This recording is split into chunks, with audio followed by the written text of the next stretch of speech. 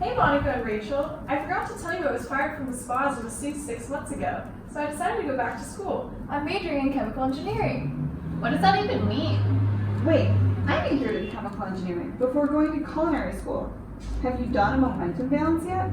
I just started those, but I'm a little confused about how they work.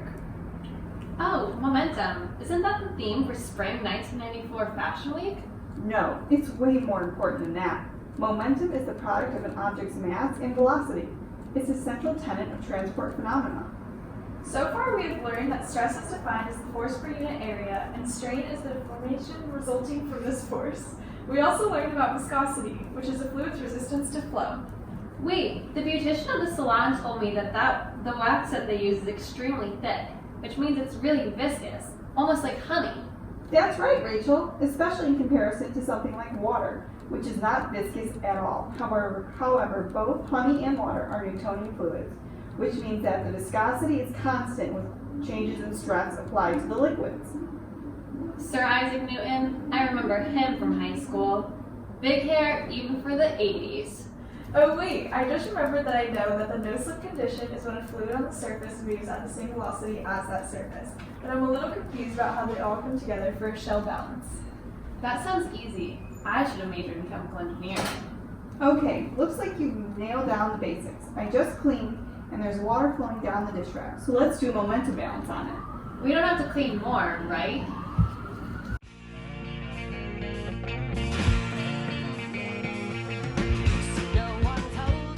Okay, so I can see this is a sloped surface, and we can go ahead and evaluate it with Cartesian coordinates.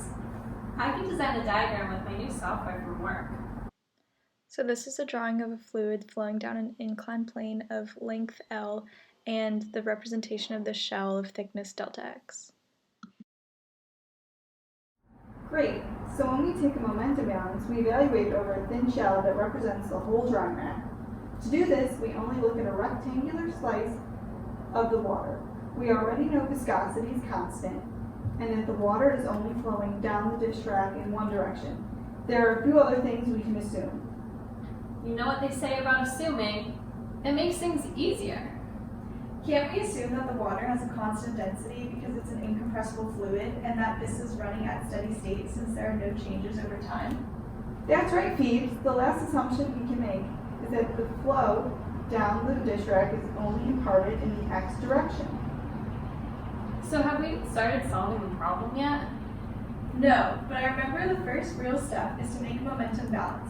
This means that the rate of momentum in minus the rate of momentum out plus the sum of the forces all are equal to 0 since it's at steady state.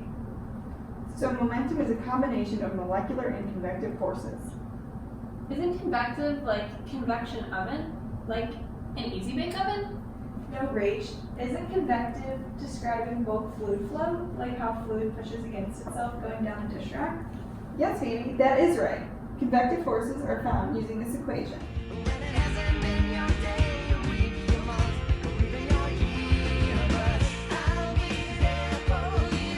In this case, they cancel out because velocity is not dependent on the z direction. There is also a molecular contribution, which are the viscous forces acting on the water due to the shear stress imparted on the fluid down the slope. What about other forces, like gravity and pressure?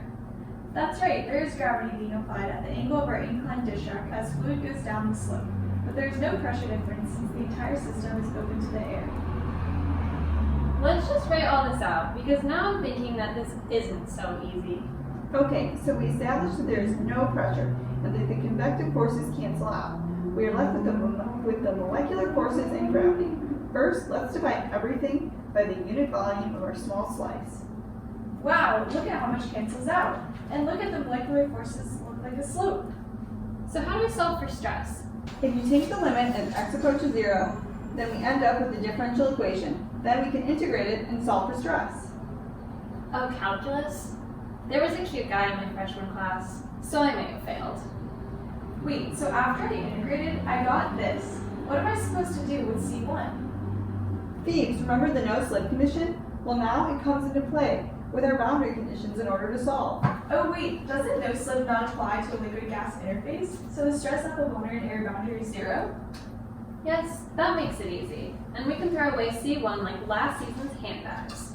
Yeah, that helps us solve the stress equation, but let's solve for the velocity using the constitutive equation for stress.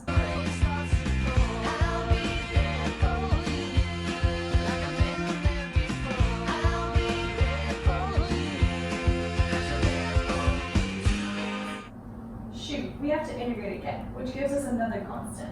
Wait, the dish rack isn't moving. Doesn't that mean the velocity of the water touching the rack is 0 as well? Wow, Rachel, that's right. So, using that boundary condition, we can solve for C2 to get this.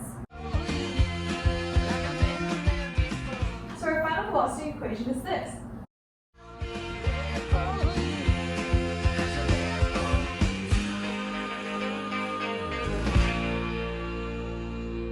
Wow, we're already done. That was so much easier than working at the spa. So is there a way to see how that would look?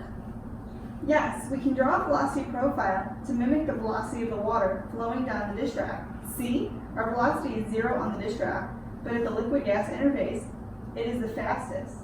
Then, since stress is the derivative of velocity, it is linearly increasing from the liquid-gas interface to the dish rack surface. That would make so much sense that there would be more stress near the surface of the dish rack since it isn't moving. Thanks, Monica. That was great.